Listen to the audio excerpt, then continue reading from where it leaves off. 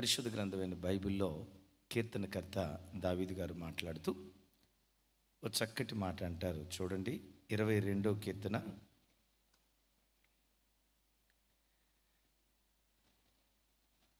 4వ చరణం, 5వ చరణం 22వ కీర్తన 5వ చరణం.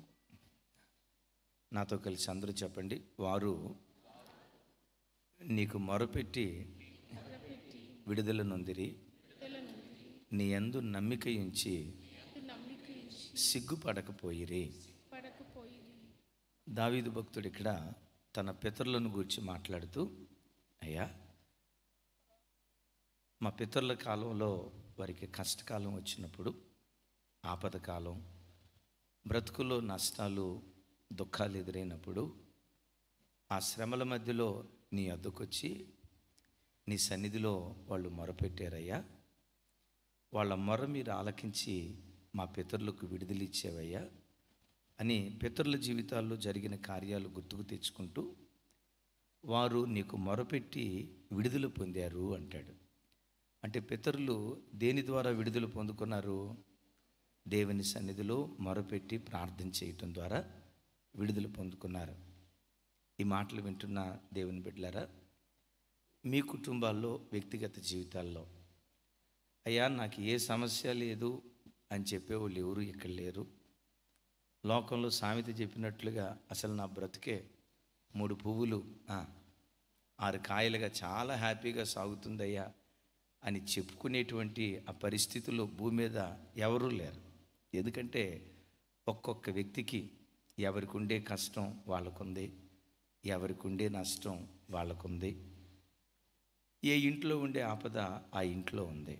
నేను మీతో చెప్పే మాట ఏంటంటే, 21 దినాల ఉపవాస ప్రార్థనలో ఒక చిన్న నోట్స్ తీసుకొని నీ వ్యక్తిగతంగా ఏ ఏ సమస్యలు ఉన్నాయో, అది ఆధ్యాత్మికంగా కానీ ఉద్యోగపరంగా కానీ ఒక్కొక్కటి రాసుకోండి.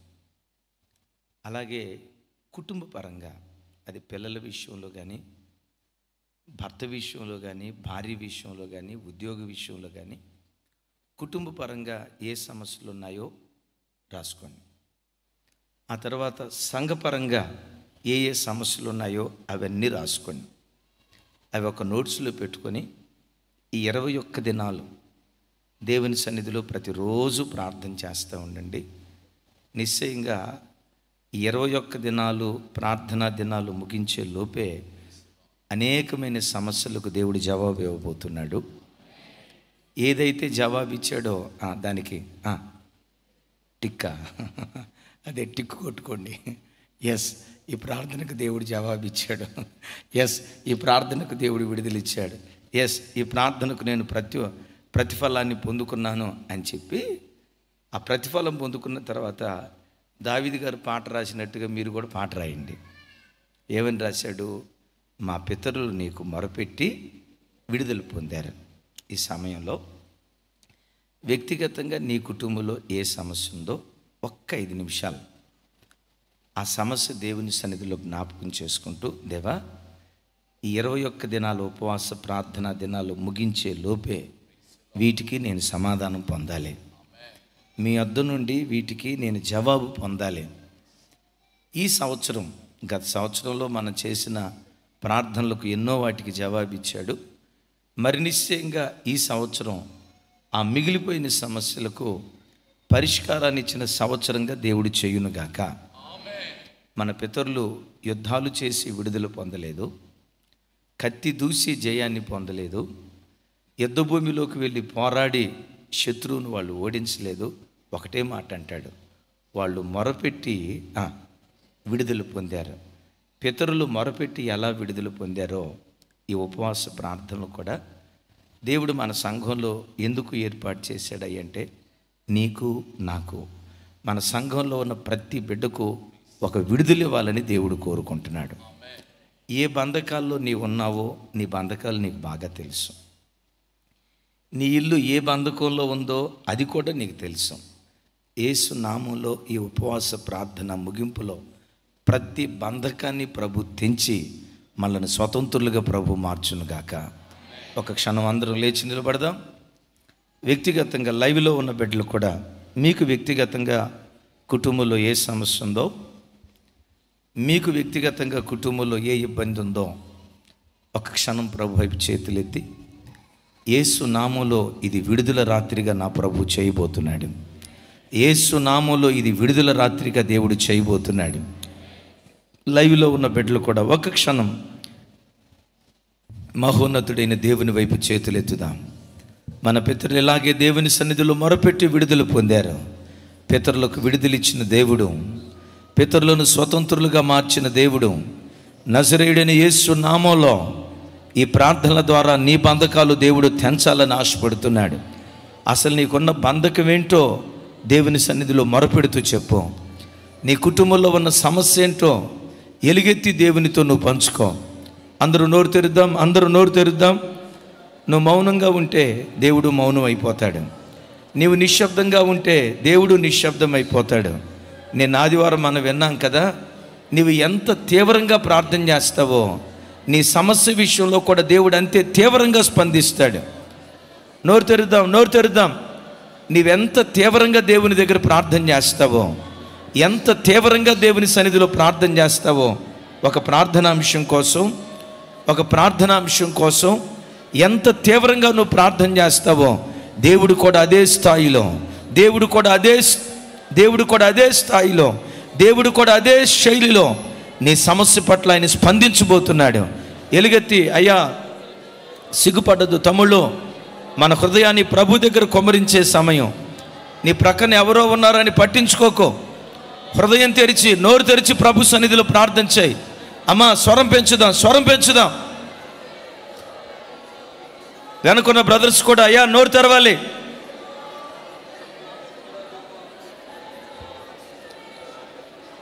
నీ బంధకాలు తెంచబడే రోజులుగా ఈ రోజులు చేయాలి. నీ సమస్యలు తెంచబడే రోజులుగా ఈ రోజులు ప్రభు చేయాలి. ఆయన కృపా మహదైశ్వర్యాన్ని బట్టి ఏ చెరలో నువ్వు చిక్కుబడి ఉన్నావో, ఏ సమస్యల వలయం నిన్ను ఆవరించి ఉందో, ఏ బంధకాలు పదే నిన్ను నలగొడుతూ ఉన్నాయో, ఏ తీరని సమస్య చేత పీడించబడుతున్నావో, ఏ మనోవేదన చేత కొన్ని నెలల బట్టి అల్లాడిపోతున్నావో, గుండెల్లో గూడు కట్టుకున్న ఆవేదన ఎవరితో చెప్పుకోలేక, ఎవరితో పంచుకోవాలో అర్థం కాలేక, ఒక్కడే ఒంటరిగా ఒకవేళ మౌన రోదనతో రోధిస్తూ ఉన్నావేమో, ఓ మోగవాడిగా లోపట నువ్వు కుమిలిపోతున్నావేమో, ఈ ఉపవాస ప్రార్థనలు నీ కన్నీళ్లు తొడవటానికే దేవుడు ఏర్పాటు చేశాడు. నీ అంగలార్పును నాట్యంగా మార్చటానికే దేవుడు ఏర్పాటు చేశాడు. నీ దుఃఖ దినాలు కొట్టివేయటానికే దేవుడు ఏర్పాటు చేశాడు. ఎలుగెత్తి దేవుని సన్నిధిలో ఏడు, ఎలుగెత్తి దేవుని సన్నిధిలో మొరపెట్టు. వారు ప్రార్థన చేయించు ఉండగా, వారు మొరపెట్టుచూ ఉంటుండగా విడుదలిచ్చిన దేవుడు, అది ఆధ్యాత్మిక సమస్య అయినా, భక్తి సంబంధమైన సమస్య అయినా, ఏ కొరత నీకు వ్యక్తిగత జీవితాన్ని నిలబడి చేస్తూ ఉన్నా, యవన తమ్ముళ్ళారా నోరు తెరవండి. ఒకవేళ ప్రభు దగ్గర పవిత్రంగా బ్రతకాలని ఆశపడినా బ్రతకలేని స్థితిలో లోకం నిన్ను లాగేస్తుందేమో. యేసయ్యా, పాపపు బంధకంలో నేను బిగించబడ్డానయ్యా, పాపమే నా చుట్టూతో చెరగ మారిపోయిందయ్యా, అపవిత్రపు బంధకాల్లో నలిగిపోతున్నానయ్యా, ఈ బంధకాలు తెంచబడాలి. నాశనకరమైన గుంటలో నుండి నేను పైకెత్తబడాలి, జగటగల దొంగ ఊబిలో నుండి లేవనెత్తబడాలి. దేవా నన్ను లేవనెత్తయ్యా, నా పిల్లల చెరలో ఉన్నారయ్యా.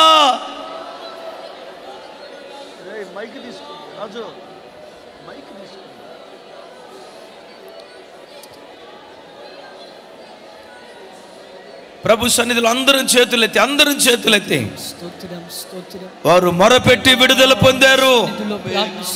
ఈ ఉపవాస ప్రార్థన ద్వారా దేవుడు నీకు విడుదలిచ్చున్నట్లుగా ఏ సమస్యతో ఉన్నావో, ఏ అనారోగ్యంతో ఉన్నావో, ఏ అపవిత్రత నిన్ను ఏలుబడి చేస్తుందో, ఏ అనారోగ్యం నిన్ను ఏలుబడి చేస్తుందో, ఏ పేదరికం నిన్ను ఏలుబడి చేస్తుందో, నీ ఏ అప్పుల సమస్య నిన్ను ఏలుబడి చేస్తుందో,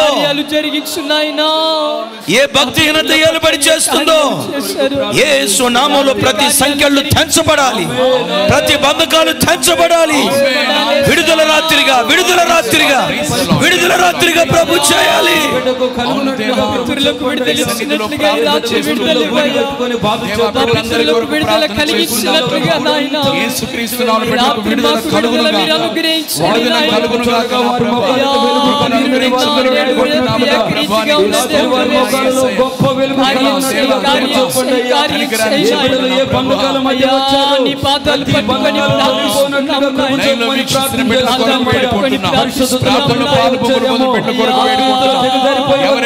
ఎవరెవరు ఏ బాధలు విడుదల కలుగు చేయమని వేడుకుంటున్నాం.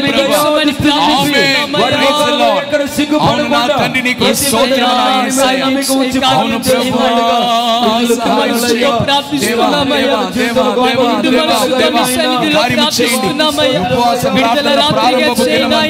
మొట్టమొదటి రోజు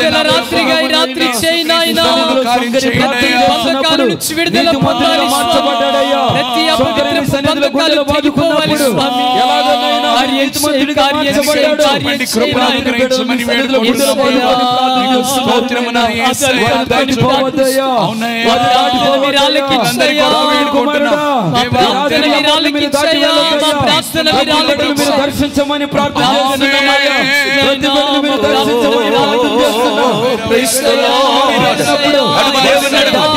అడుగు దేవుని అడుగు, అడుగు దేవుని అడుగు, దేవుని సన్నిధిలో మొరపెట్టు. ఒకవేళ సెల్ ఫోన్ అలవాటు నిన్ను బానిసగా మార్చిందేమో, సెల్ ఫోన్ అనే చెరలో ఒకవేళ నీవు ఉన్నావేమో, విడుదల రాత్రిగా ఈ రాత్రి దేవుడు చేయాలి. విడుదల రాత్రిగా ఈ రాత్రి ప్రభు చేయాలి.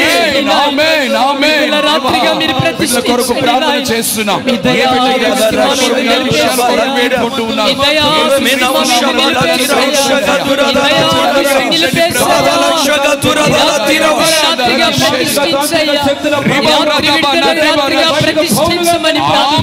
స్వామి,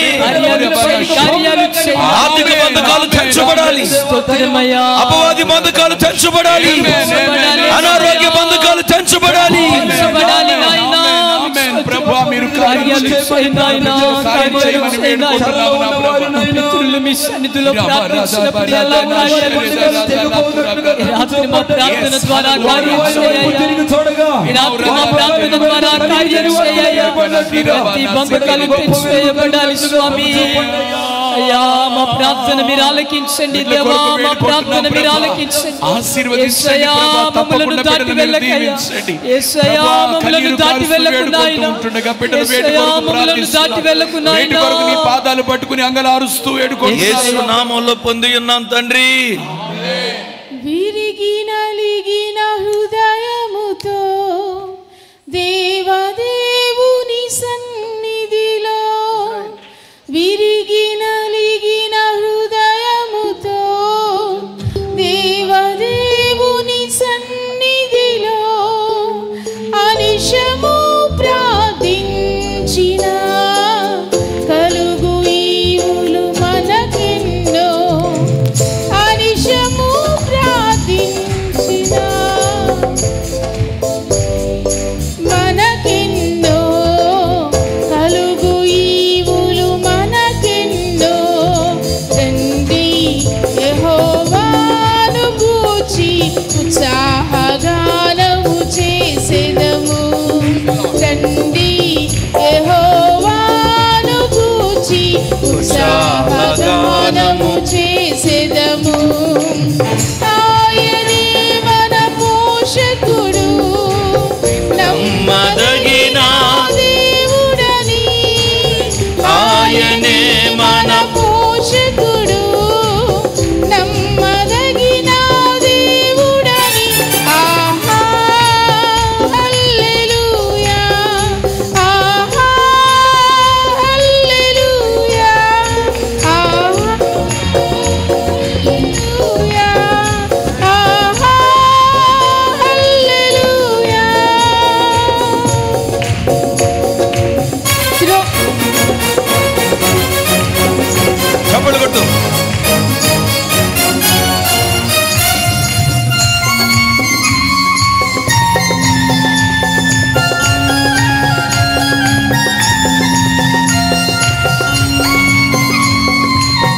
Lord. Hallelujah.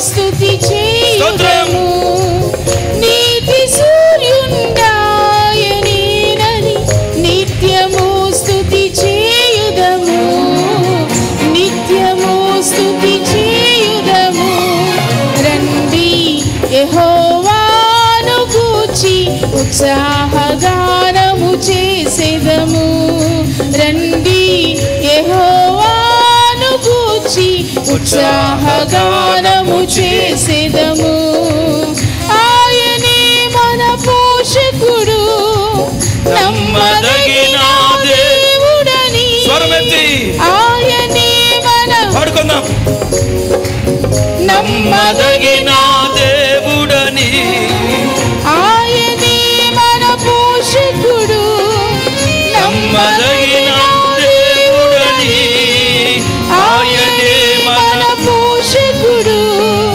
నమ్మదగిన దేవుడని ఆహా హల్లెలూయా ఆహా హల్లెలూయా ఆహా హల్లెలూయా ఆహా హల్లెలూయా ఆహా హల్లెలూయా ఆహా హల్లెలూయా ఆయనే మన పోషకుడు నమ్మదగిన దేవుడని ఆయనే మన పోషకుడు నమ్మదగిన దేవుడని ఆయనే మన పోషకుడు నమ్మదగిన దేవుడని ఆయనే మన పోషకుడు నమ్మదగిన దేవుడని ఆహా హల్లెలూయా ఆహా హల్లెలూయా ఆహా హల్లెలూయా ఆహా హల్లెలూయా ఆహా హల్లెలూయా ఆహా హల్లెలూయా ఆహా హల్లెలూయా ఆహా హల్లెలూయా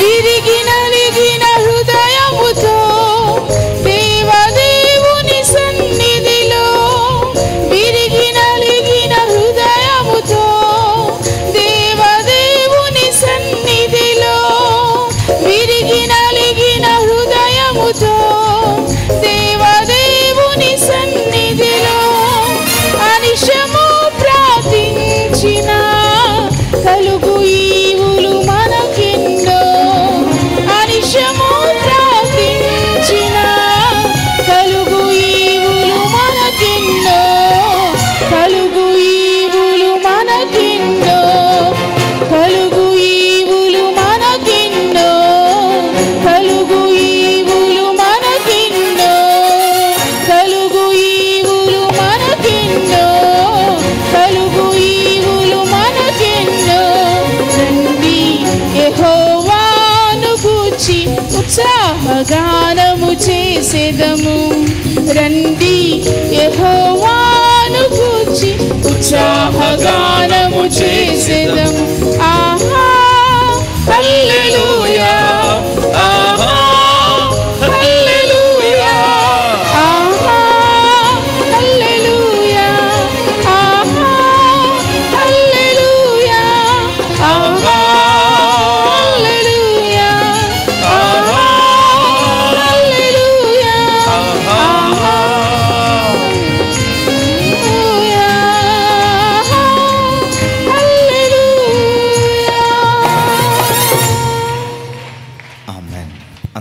క్షణం మోకరించుదాం. కుడి చేతితో బైబిల్ పట్టుకుందాం. 21 దినాల ఉపవాస ప్రార్థనలో సాయంత్రం పూట అపోస్తలుడైన పౌలు గారి జీవితాన్ని గురించి మనతో మాట్లాడి బలపరుచున్నట్లుగా అందించబడి వర్తమానాలు రాగల కాలాల్లో లక్షల కొలది ప్రజలు వీక్షించి ఆశీర్వదించబడినట్లుగా ఆ రీతిగా ప్రతిరోజు ప్రభు మనతో మాట్లాడాలి. పరలోకపు మన్నాను ప్రభు మన మధ్యలో కుమ్మరింప చేయాలి. కుడి చేతితో బైబిల్ పట్టుకొని 2 చేతులు ఆ కృపగల దేవుని తట్టెత్తి ఒక చిన్న ప్రార్థన చేసుకుందాం. దేవా, ప్రతిరోజు రాత్రి అపోస్తలుడైన పౌలు గారి జీవిత చరిత్రలో నుంచి మాతో మాట్లాడు నాయనా. ఈ వాక్యం మా హృదయాలను రేపాలి స్వామి. మీ కొరకు బ్రతకాలనే తాపత్రయం మాలో పుట్టించాలి నాయనా. మా హృదయాల్లో పుట్టించాలి స్వామి. ఆ దిశగా మమ్మను బలపరిచయ్యా, ఆ కోణంలో మమ్మను స్థిరపరిచయ్యా. అందరం ప్రభు వైపు చేతులెత్తి నోరు తెరిచి ప్రభుని అడుగుదాం. మనం మాత్రమే కాదు, రాగల కాలాల్లో, ఈ దినం రాగల రోజుల్లో కోట్ల కొలది ప్రజలు వినాలి. ప్రజలకు అర్థమయ్యే రీతిలో ప్రభు మాట్లాడాలి. విశదీకరించి ప్రభు బోధించాలి. ఒక్కొక్క పరలోకపు సంగతి, మర్మయుక్తమైన ప్రతి మాట ఆత్మ ద్వారా బయలుపరచబడాలి.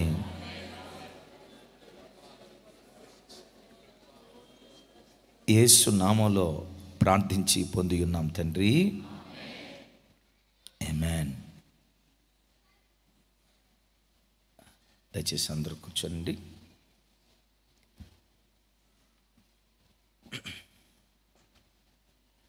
సర్వాధికారియు నిరంతర స్తోత్రార్హుడు యేసు ప్రభు వారి ప్రశస్త నామంలో ఈ లైవ్ కార్యక్రమం వీక్షిస్తున్న బిడ్డలకు, అలాగే మందిరానికి ఉపవాసం ఉండి ఉదయం సాయంత్రం ఈ 2 పూట్ల, అలాగే సాయంత్రం పూట మందిరానికి వచ్చిన ప్రభు బిడ్డలైన మీ అందరికీ మరొకసారి నా హృదయపూర్వకమైన వందనాలు తెలియజేస్తూ ఉన్నాను. ఈరోజు నుండి వచ్చే నెల 14వ తారీఖు వరకు 21 దినాలు ఉపవాస ప్రార్థనలు జరుగుతాయి. లైవ్ చూస్తున్న బిడ్డలు ప్రత్యేకంగా గమనించండి. ఈ ఉపవాస ప్రార్థనలను గురించి ఇంకా అనేకులకు ఈ సమాచారం మీరు తెలియచేయాలని ప్రేమతో తెలియచేస్తున్నాను. ఒకవేళ మీకు ఏవైనా ప్రార్థన అవసరతలు ఉంటే, ఉదయం నుంచి చాలామంది నాకు తెలిసి నా ఫోన్లకే 200 ఫోన్లు దాకా వచ్చి ఉంటాయి. నేను ఏ ఫోను అటెండ్ చేయలేకపోయాను, అలాగే సేవకుల పిల్లలు కూడా అటెండ్ చేయలేకపోయారు. కారణం ఈ ఉపవాస దినాలు కదా, ఎక్కువగా ప్రార్థనలు గడపాలి, వాక్యాన్ని ధ్యానించాలి. ఫోన్లో మాట్లాడుతూ సమయాన్ని గడిపే కాలం కాదు ఇది. కనుక మీకు ఏవైనా ప్రార్థన అవసరతలు ఉంటే మన యూట్యూబ్ ఛానల్ క్రింద డిస్క్రిప్షన్ బాక్స్లో ప్రేయర్ రిక్వెస్ట్ ఫామ్ ఉంటుంది. ఆ ప్రేయర్ రిక్వెస్ట్ ఫామ్లో మీ ప్రార్థన అవసరత ఏంటో దానిలో టైప్ చేసి మాకు షేర్ చేస్తే ఈరోజు రాత్రి నుండి వచ్చే నెల 14వ తారీఖు రాత్రి వరకు 21 దినాలు మందిరంలో ఆల్ నైట్ ప్రేయర్ జరుగుతుంది. సేవకులుగా మేము ఒక్కొక్కళ్ళం, ఈరోజు రాజన్న ఆల్ నైట్ ప్రేయర్ చేస్తారు, రేపు మరొక సేవకులు, ఆ తర్వాత మరొకరు, నాతో సహా ప్రతిరోజు రాత్రి ఎవరో ఒకరు మందిరంలో ఉండి ప్రార్థన చేస్తారు. అలాగే ఈరోజు ఆయా ప్రాంతాల్లో ఉండి దరిదాపుగా ఒక 15 మంది దాకా ప్రార్థనకు వారి పేర్లు ఇచ్చారు. వారి పేర్లు మీకు స్క్రీన్ మీద చూపిస్తూ ఉన్నారు, నేను చదువుతాను. వాళ్ళందరూ ప్రార్థన చేస్తారు. మందిరంలో మేము ఆన్లైన్ ప్రేయర్లో పాలు పంపులు పొందే వాళ్ళందరూ ప్రార్థన చేస్తారు. కనుక మీకు ఏ ప్రార్థన అవసరం ఉన్నా దానిలో మీరు షేర్ చేయండి. మేము ప్రింట్అవుట్ తీసి అందరికీ షేర్ చేస్తాం. అంటే మీ ఫోన్ నంబర్లు వివరాలు ఏవి అవి షేర్ చేయం, కానీ మీ ప్రార్థన అవసరత ఏంటో వాటిని మేము షేర్ చేస్తాం. అనేకులు ఈ ప్రార్థనలో పాలు పంపులు పొందుతున్నారు.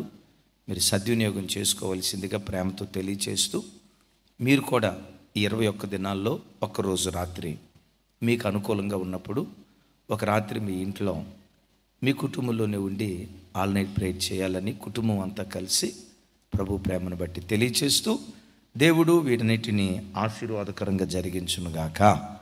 ఒకసారి చేతులెత్తి యేసయ్యకు స్తోత్రాలు చెప్దాం.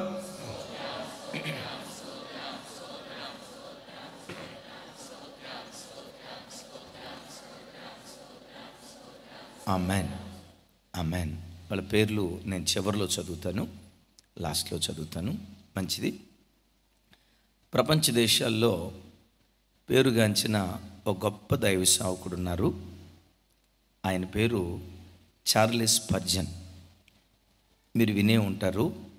ఆ దైవ సేవకుని ఫోటో క్రిస్టియన్ లిటరేచర్లో అక్కడక్కడ మీరు గమనించే ఉంటారు. ఆయన అద్భుతమైనటువంటి ప్రసంగికుడు. ఆయన ప్రసంగాలకు ప్రపంచ దేశాలు ముగ్ధ మనోహరులై ఆ ప్రసంగాలకు మంత్రముగ్ధులై ప్రపంచ దేశాలు ఆయనకు పెట్టిన పేరు ఏంటంటే prince of preachers. Prince of preachers అంటే బోధకులకే రాజు. ఏ రాజు?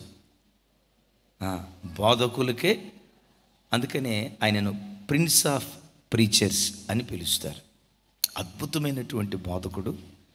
ఆయన బోధలు వినటానికి ఆ కాలంలో ఆయన ఎక్కడ మీటింగ్స్ పెట్టినా ప్రపంచ దేశాల నుంచి పరుగు పరుగున వెళ్ళేటువంటి వారు. ఆ గొప్ప సేవకుడి దగ్గరికి ఒకరోజు ఒక వ్యక్తి వెళ్ళి అడిగాడు, అయ్యా, క్రైస్తవ జీవితంలో వాక్యం చదవటం ప్రాముఖ్యమా, ప్రార్థన చేయటం ప్రాముఖ్యమా? వాక్యం ప్రాముఖ్యమా, ప్రార్థన ప్రాముఖ్యమా? నాకు సమాధానం చెప్పండి అయ్యా అన్నాడట. వెంటనే ఈ దైవ సేవకుడు ఆయన్ని అడిగాడట, నిన్ను ఒక ప్రశ్న అడుగుతానయ్యా, నా ప్రశ్నకు నువ్వు సమాధానం చెప్తే నీ ప్రశ్నకు నేను సమాధానం చెప్తానయ్యా అన్నాడట. అయ్యా అడగండి.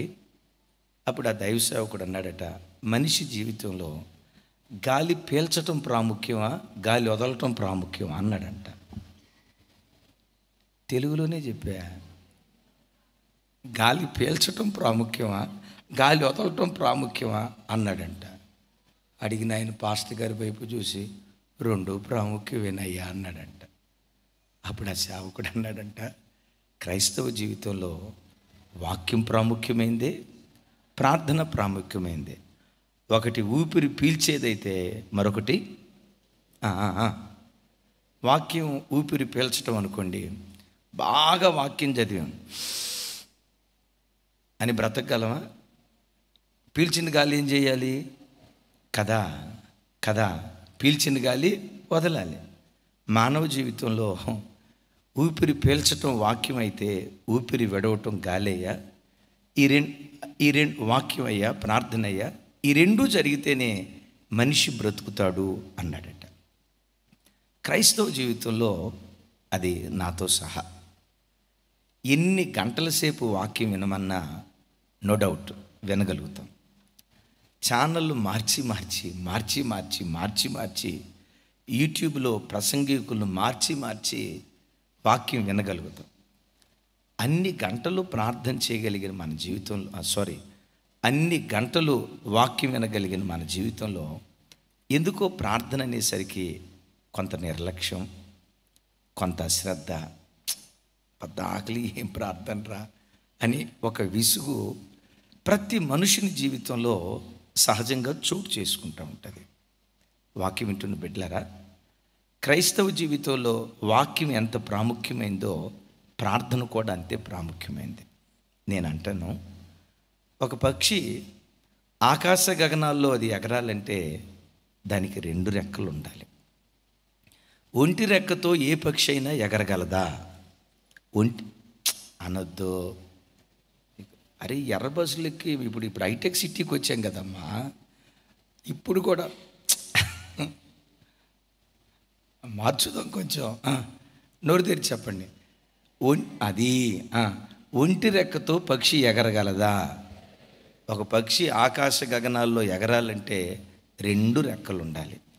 ఓ క్రైస్తవుడు భక్తి జీవితంలో కూడా ఆకాశ గగనాల్లో శిఖరాల మీద తాను కూర్చోవాలంటే వాక్యమనే రెక్క ఉండాలి, ప్రార్థననే రెక్క ఉండాలి. ఈ మాట వింటున్న దైవజనమా, నువ్వు ఒంటి రెక్కతో బ్రతికితే వాక్యం బాగా వింటావు, వాక్యం బాగా కూడా చదువుతావు. అదే పరిస్థితిలో ప్రార్థించే జీవితం నీకు లేదనుకో, నీవెవరివో తెలుసా? ఒంటి రెక్కగలిగినటువంటి పక్షివి. వాక్యం బాగా నీకు తెలుసు, వాక్యం బాగా చదువుతావు, అధ్యాయాలు వాక్యం చదువుతావు, వాక్యం వింటావు. అయితే ఎందుకో వాక్యం చదివినంతగా ప్రార్థనా జీవితం నీకు లేకపోతే, తమ్ముడు నా వైపు చూడు, నీవెవరివో తెలుసా? ఒంటి రెక్కగలిగినటువంటి పక్షివి. ఆదివారం దేవుని వాక్యం విని తర్వాత నీకు ప్రార్థన జీవితం లేకపోతే, ఒంటి రెక్కతో ఎంతసేపు రెక్క కొట్టుకున్నా ఆకాశంలో విహరించే అవకాశం నీకు ఉండదు. భక్తి జీవితంలో కూడా రోజు రోజుకు ఎదుగుతూ ఆకాశ గగనాలు మీటే అంతగా మనం ఆ స్థాయికి చేరాలంటే వాక్యమనే రెక్క మనకు ఉండాలి, వాక్యమనే రెక్క మనకు ఉండాలి, ప్రార్థన అనే రెక్క మనకు ఉండాలి. ఒక మనిషి నడక సరిగ్గా ఉండాలంటే, నడవాలన్నా పరిగెత్తాలన్నా ఎన్ని కాళ్ళు ఉండాలి? 2 కాళ్ళు ప్రాముఖ్యం. ఈ 2 కాళ్ళలో ఒక కాలు లేదనుకోండి, ఒంటి కాలుతో ఒక మనిషి ఉన్నాడు అనుకోండి, ఆ మనిషి నడక ఎట్లుంటుంది చెప్పాలి. ఆ మనిషి నడక ఎట్లుంటుందంటే కుంటి నడకలాగా ఉంటుంది. వాక్యమనే కాళ్ళుండి ప్రార్థననే కాళ్ళు లేకపోతే ఎంత వాక్యం విన్నా క్రీస్తులో నీ నడక కుంటి నడకలాగే ఉంటుంది. ఎంత వాక్యం విన్నా అవిటి నడతతోనే నువ్వు నడుస్తావు. నీ నడక సరిగ్గా ఉండాలంటే వాక్యపు అనుభవం, ప్రార్థన అనుభవం, ఈ 2 కాళ్ళు నీ జీవితంలో ఉంటే చక్కగా క్రీస్తులో నడుచుకుంటూ వెళ్ళే వ్యక్తిగా బ్రతకటానికి ఈ 2 కాళ్ళు నిన్ను బలపరుస్తాయి. ఒక వ్యవసాయదారుడు పొలాన్ని సాగుబడి చేయటానికి, పొలాన్ని దున్నటానికి ఎద్దుల బండి కట్టినప్పుడు ఆ అరకకు ఎన్ని ఎద్దులు ఉంటాయి చెప్పాలి. ఆ అరకకు ఎన్ని ఎద్దులు ఉంటాయి? ఆ అరకకు 2 ఎద్దులు ఉంటాయి. అలాగే సంఘమనే పొలాన్ని సేవకుడు దున్నాలన్నా, సంఘమనే పొలంలో నుండి శ్రేష్టమైన పైరు రావాలన్నా, నీ హృదయసేమనే పొలంలో నుండి చక్కటి పంట నీలో నుంచి బయలుదేరాలన్నా 2 ఎద్దులు ఉండాలి సుమి. ఏంటి ఆ ఎద్దులు? ఒక ఎద్దు ప్రార్థన అయితే మరొక ఎద్దు దేవుని వాక్యం అనే ఎద్దు. వాక్యము, ప్రార్థన, ఈ 2 ఎద్దులు సమజోడిలో వెళ్తూ ఉంటే నీలో ఉన్న ప్రతి కలుపు మొక్క పెరికివేయబడుతుంది, వేయబడిన విత్తనం మొలకెత్తుతుంది, 30 దొంతులుగా 60 దొంతులుగా 100 ఫలించడానికి దేవుడు కృప చూపిస్తాడు. చెప్దాం హల్లెలూయా. నా ఆశ, నా ప్రార్థన, ఈ ఉపవాస ప్రార్థనల ద్వారా మన మందిరంలో ధారాళంగా దేవుని వాక్యం వినిపించబడుతుంది.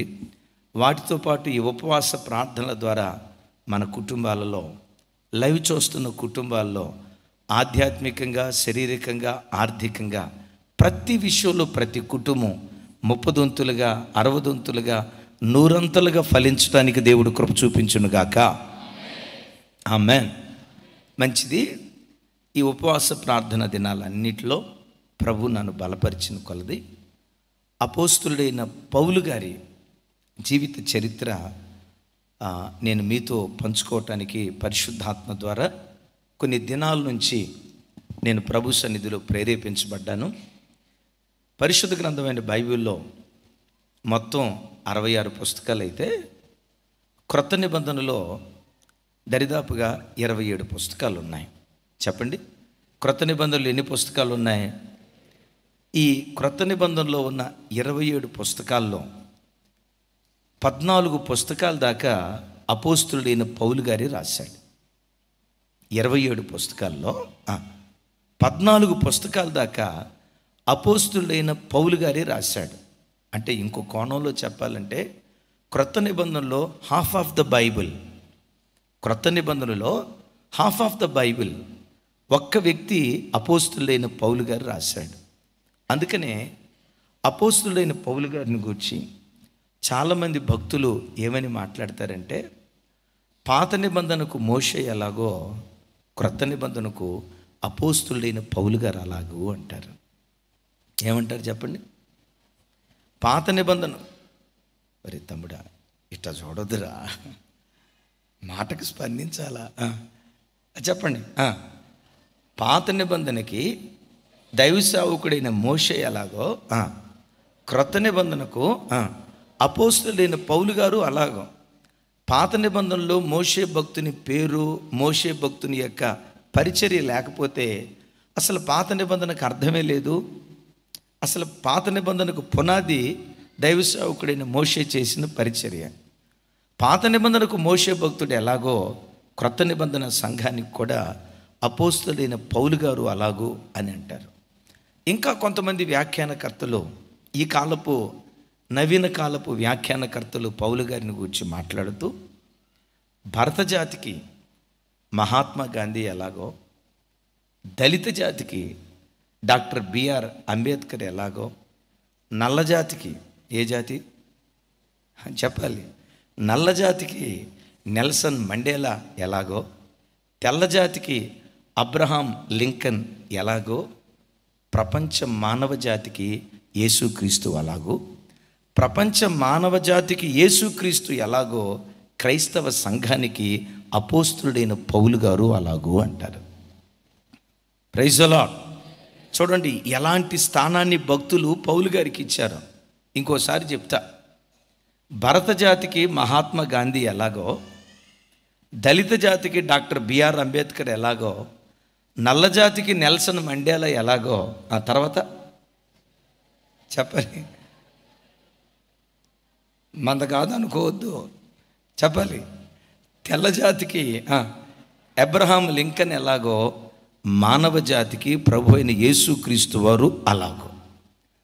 ప్రపంచ చరిత్రను మార్చిన వ్యక్తి మనం ఆరాధించే క్రీస్తు ప్రభువారు.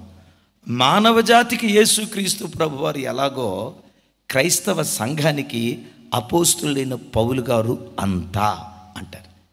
సో అంత గొప్ప భక్తుని యొక్క జీవితం ఒక్కొక్కటి నేను మీతో పంచుకుంటాను. చక్కగా నోట్స్ రాసుకునేవాళ్ళు రాసుకోండి. నిశ్చయంగా మీరు నోట్స్ రాసుకుంటే మీ తర్వాత మీ మానవ సంతానం, మీ ముని మానవ సంతానం ఉందో చూసారా, ఈ పుస్తకాలు లక్షల రూపాయలు పెట్టి కొనుక్కుంటారు మీ పాత పుస్తకాలు. కనుక చక్కగా ఈ వాల్యుబుల్ నోట్స్ మీరు రాసుకుంటూ భావితరాలకు మీరు అందించాలని ప్రేమతో తెలియచేస్తున్నాను. యేసయ్య మనతో మాట్లాడునుగాక. ముందుగా చెప్తాను, నోట్స్ రాసుకునే ముందు ఒక క్షణం నా వైపు చూడండి. అసలు పౌలు గారి పేరేంటి? ఆయన అరే ఆగమ్మా రైట్, పౌలు గారి పేరేంటి? పౌలు గారు ఎక్కడ పుట్టాడు? అసలు ఆయన స్వస్థలం ఏది? చిన్నతనంలో ఎక్కడ పెరిగాడు? మనకలాగా ఆయనకు వాక్యం చెప్పినటువంటి గురువుగారు ఎవరు? అసలు ఆ గురువుగారి దగ్గర ఎట్లా పెరిగాడు? అపోస్తలుడైన పౌలు గారి తల్లి తండ్రి వాళ్ళ పేరేంటి? ఈ విషయాలన్నీ కూడా ముందు మీకు నోట్స్ ఇస్తాను. ఆ తర్వాత నేరుగా దేవుని యొక్క వాక్యంలోకి మనం వెళ్దాం. అపోస్తలుడైన పౌలు గారు మారక మునుపు ఆయన పేరు ఇందాక తల్లి చెప్పారు. ఆ తల్లే కాదు, సండే స్కూల్లో ఉన్న పిల్లోడు కూడా చెప్తాడు. అసలు ఆయన ఒరిజినల్ పేరు సౌలు. బైబిల్లో సౌలు అనే పేరు కలిగిన మొట్టమొదటి వ్యక్తి ఎవరు?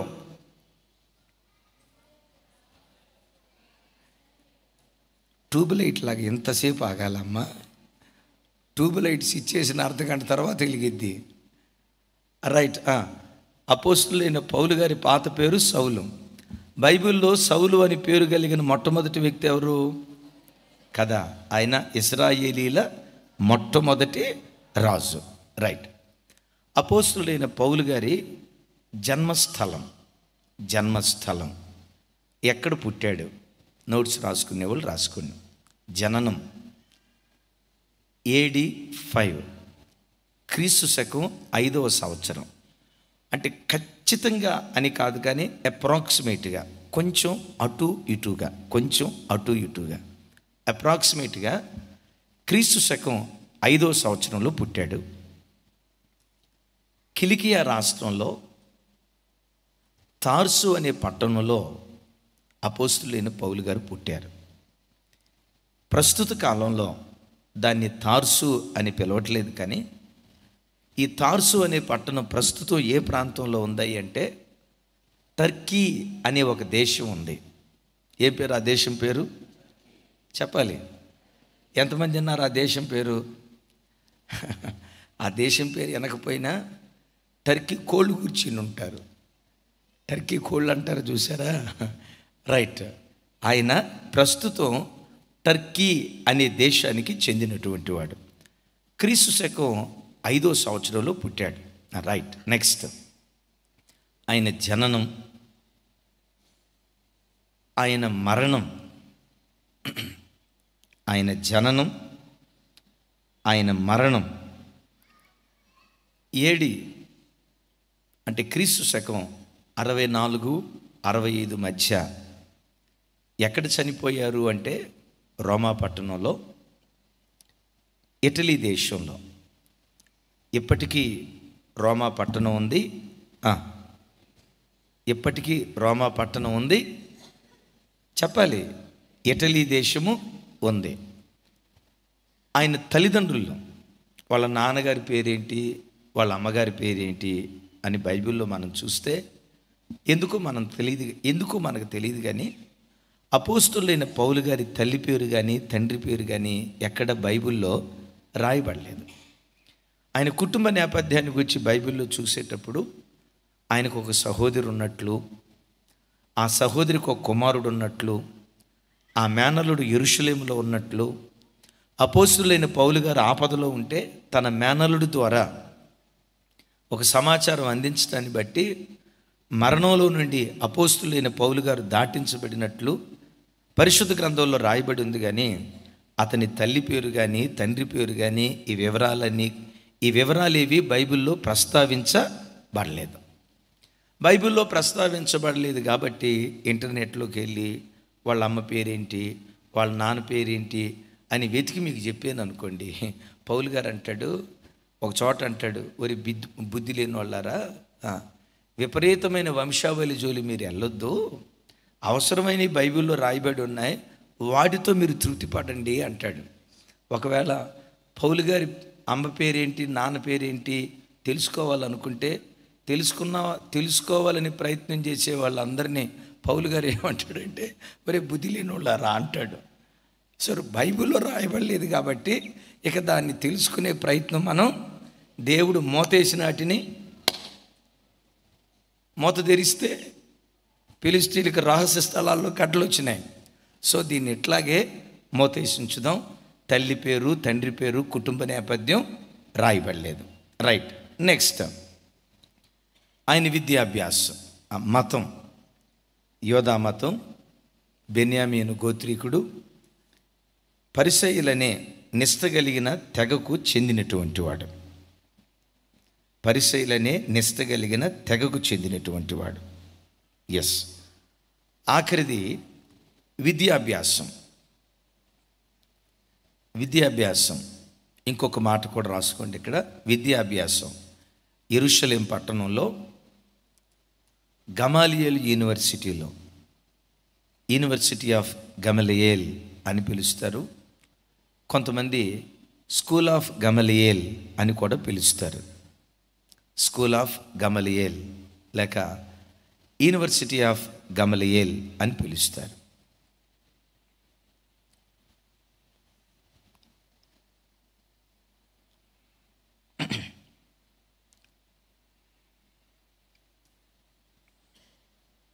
యేసయ్యకు మహిమ కలుగును గాక.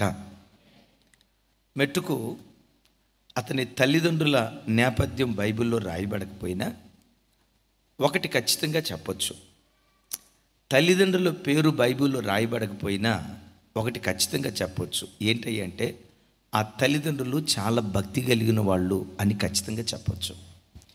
ఆ తల్లిదండ్రులు చాలా భక్తి కలిగిన వాళ్ళు అని ఎట్లా మీరు చెప్తారయ్యి అంటే, బైబిల్లో 2 ఆధారాలు మీకు చూపిస్తాను. ఒకసారి మీ బైబిల్ తెరవండి. ఫిలిప్పీలకు రాసిన పత్రిక, అందరూ చూడండి, 3వ అధ్యాయం 5వ వచనం. అపోస్తుల కార్యాలు 22వ అధ్యాయం 3వ వచనం. ఈ 2 నేను మీకు చదివి వినిపిస్తాను. నాతో కలిసి అందరూ ఈ మాట చెప్పండి. 8వ దినమున సున్నతి పొంది తిని ఎస్, పెద్దగా చెప్పాలి. ఇశ్రాయేలీల వంశపు వాడనై బెన్యామీను గోత్రములో పుట్టి హెబ్రీయుల సంతానమైన హెబ్రీయుడనై ధర్మశాస్త్ర విషయము పరిసయుడనై. చాలు చాలు చాలు. హల్లెలూయా. ఏమని మాట్లాడతాడు?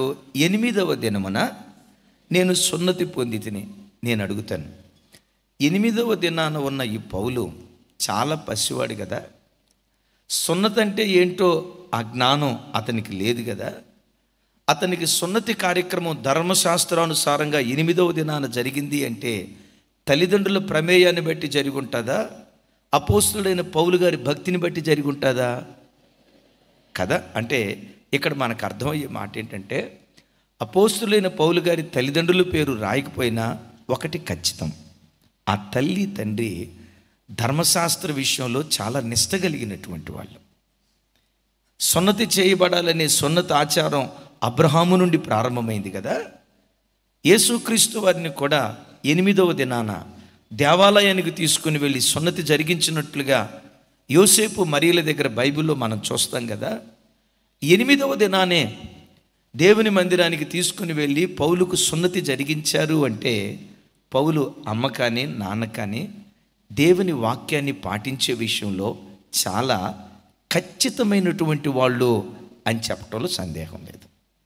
సరే, తల్లిదండ్రులు భక్తి కలిగిన వాళ్ళు అని దాన్ని రుజువుపరచడానికి బైబిల్లో ఇంకొక బలమైన ఆధారం ఏంటంటే, ఆయన యవన వయసుకు వచ్చిన తర్వాత ధర్మశాస్త్రాన్ని పారాయణం చేయటానికి ధర్మశాస్త్రాన్ని బోధించే వ్యక్తులు ఆ కాలంలో చాలామంది ఉన్నారు. అయితే వీటన్నిటిలో సుప్రీం యూనివర్సిటీ ఏదంటే యెరూషలేములో ఉన్న యూనివర్సిటీ ఆఫ్ గమలియేల్. ఆ కాలంలో ధర్మశాస్త్రాన్ని బోధించే వారిలో ఒక అద్భుతమైన వర్తమానికుడు, ధర్మశాస్త్రాన్ని చక్కగా బోధించగలిగిన శాస్త్రి ఎవరై అంటే గమలియేల్. అపోస్తులైన పౌలు గారి తల్లిదండ్రులు ఎక్కడికి పడితే అక్కడికి ధర్మశాస్త్రాన్ని నేర్చుకోవటానికి పంపించకుండా ధర్మశాస్త్రాన్ని ప్రకటించే విషయంలో ఏ సేవకుడు నిష్ణాతుడో ఆ నిష్ణాతుడైన గమాలియేలు దగ్గరికి పంపించి అక్కడ దేవుని వాక్యపు బోధ నేర్చుకునేటట్లుగా పురికొల్పినట్లుగా వాక్యంలో మనం చూస్తూ ఉన్నాం. ఇది అపోస్తుల కార్యం 22వ అధ్యాయం చూడండి, 3వ వచనంలో రాసి ఉంటుంది. నాతో కలిసి చెప్పండి. నేను కిలికియాలోని తార్సులో పుట్టిన యూదుడను, అయితే ఈ పట్టణములో, ఏ పట్టణంలో, ఏ పట్టణంలో పౌలు గారు ఈ ప్రసంగం ఎక్కడ చేశాడంటే యెరూషలేములో ఉండి చేశాడు. యెరూషలేములో ఉండి చేశాడు.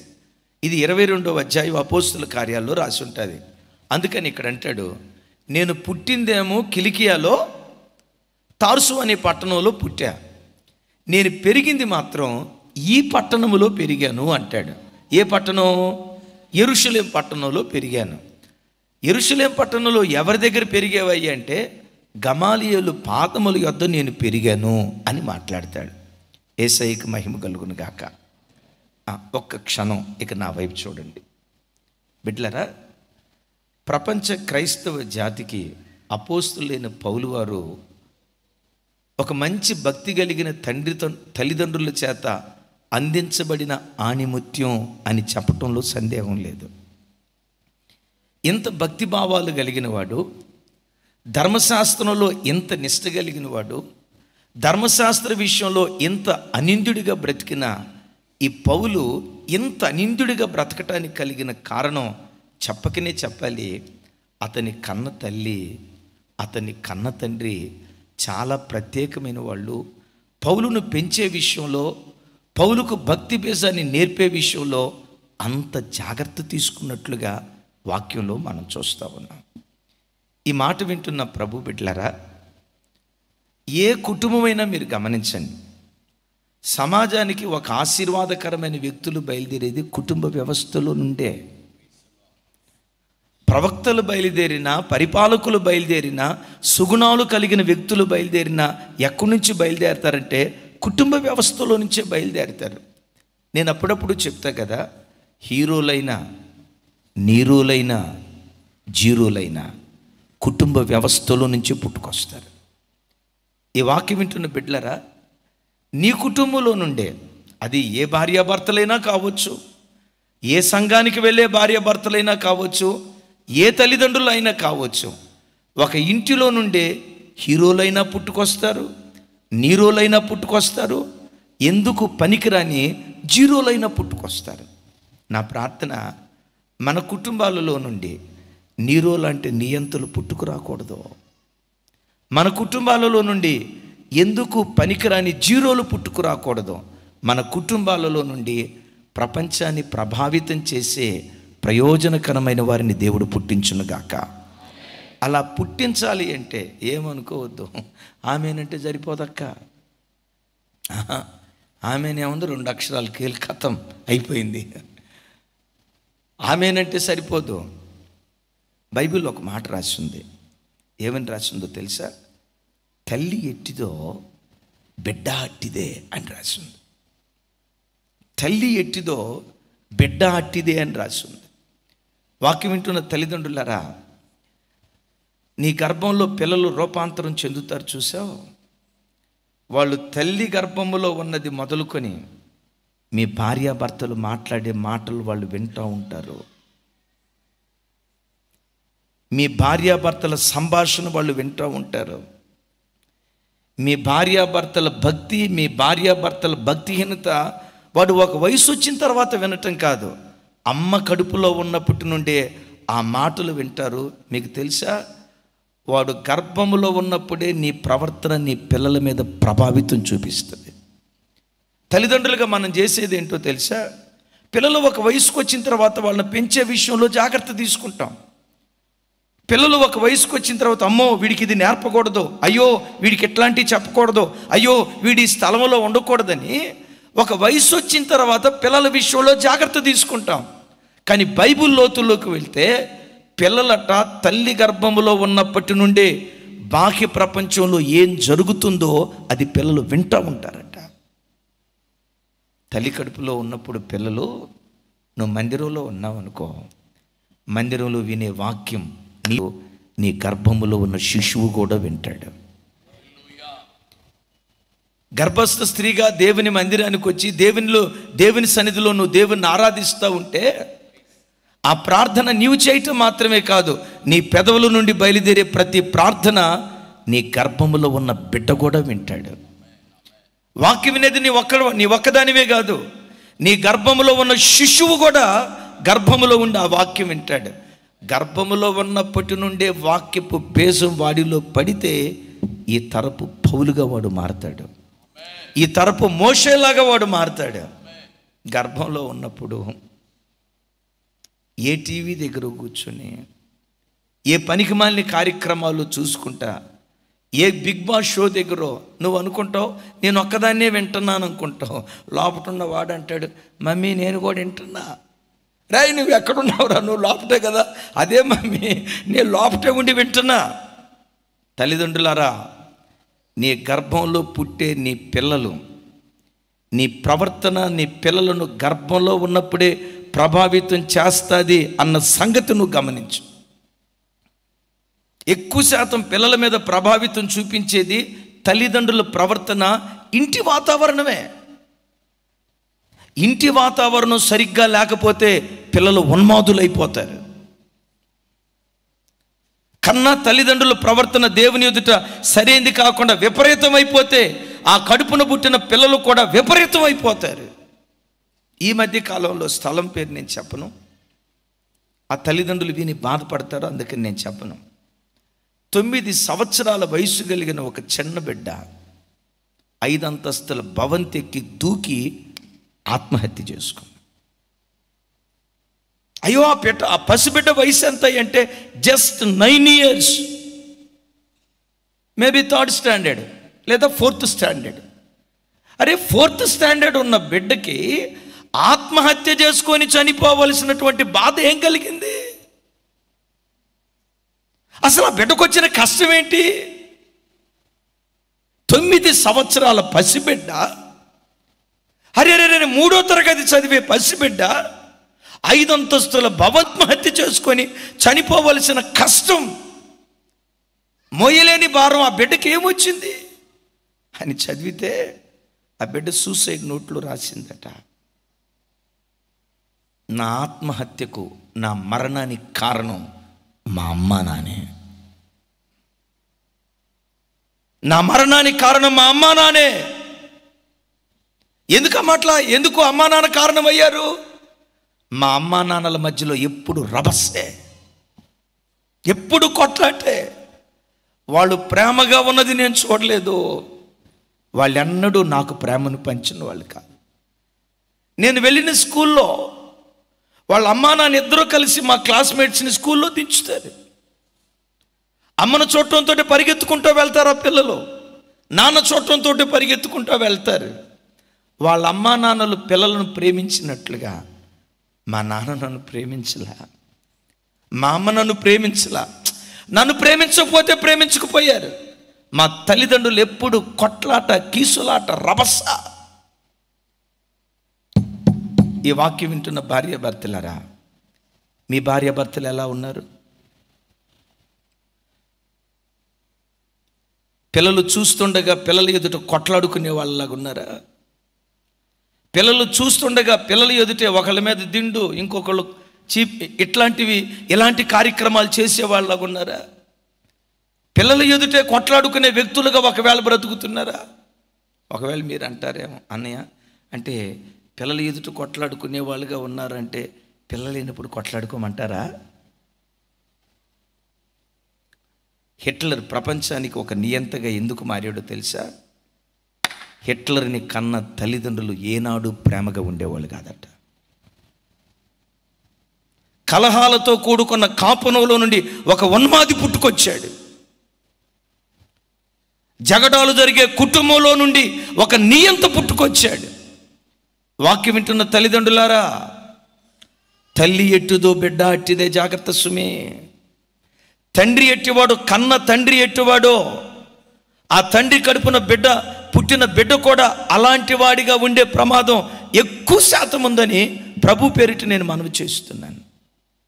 అందుకని బైబిల్లో నేను ఎప్పుడు చెప్తా కదా, వేరు పరిశుద్ధమైతే, చెప్పాలమ్మా, వేరు పరిశుద్ధమైతే ఒక చిన్న బొమ్మ చూపిస్తాను మీకు. తండ్రి ఏం చేస్తాడో కొడుకు సేమ్ అదే చేస్తాడు. రైట్,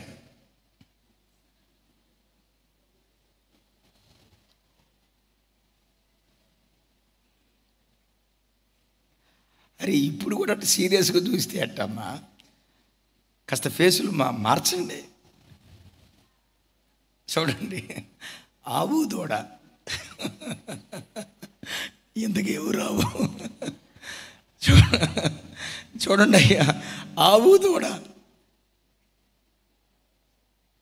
అమ్మా వినండి, ఆవు దూడ ఒకే చోట మేస్తా ఉన్నట్టున్నాయి కదా అంటాడు. నిజమేనయ్యా, ఒకే చోట మేస్తున్నట్టున్నాయి. ఆవి ఏం చేస్తుంది? ఫోన్తో ఆడుకుంటుంది. దూడ బైబిల్తో ఆడుకుంటుందా? పాటల పుస్తకంతో ఆడుకుంటుందా? దూడ కూడా ఫోన్తోనే ఆడుకుంటుంది.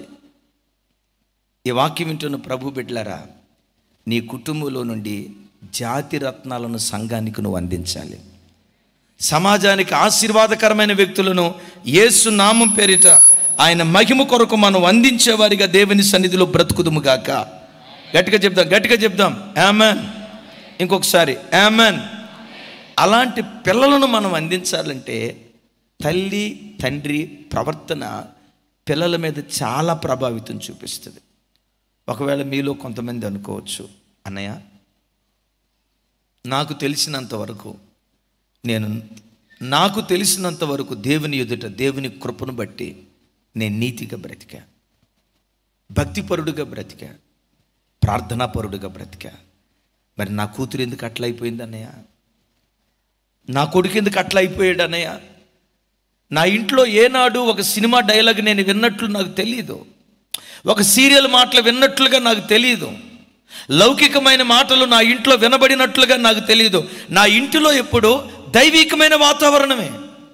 మందిరానికి క్రమంగా వచ్చేవాళ్ళం, సంఘంలో ఓ క్రమం కలిగిన కుటుంబంగా మేము పెరిగాం. మా మనస్సాక్షి దానికి ధైర్యంగా సాక్ష్యం చెప్తుంది. మరి ఇంత ధైర్యంగా మా మనస్సాక్షి సాక్ష్యం చెప్తున్నప్పుడు మా కూతురు ఎందుకు అట్లా అయింది, మా కొడుకు ఎందుకు అట్లా అయ్యాడు, మా వాతావరణం ఎందుకు అలా అయిపోయింది చెప్పమంటారా? వేరు పరిశుద్ధమైతే కొమ్మలు పరిశుద్ధమే అని రాసింది కదా. ఒకవేళ వాడు ఈరోజు అవిధేయుడిగా బ్రతికినా, వేరు పరిశుద్ధమైతే కొమ్మలు పరిశుద్ధమే అని రాయబడింది కదా. పరిశుద్ధమైన నీ ప్రవర్తనను బట్టి నీ కడుపును పుట్టిన కొడుకు ఏ రోజుకైనా వాడు పరిశుద్ధుడిగా మారతాడంతే.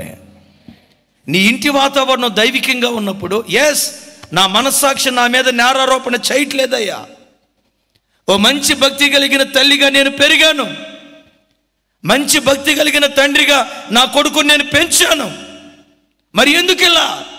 ఖచ్చితంగా చెప్తాను, నువ్వు చేసిన ప్రార్థన, నువ్వు కాచిన కన్నీళ్ళు, నువ్వు జీవించిన భక్తి జీవితపు ప్రభావం ఏదో ఒక రోజు వాడిని ప్రభావితం చేయక మానదు.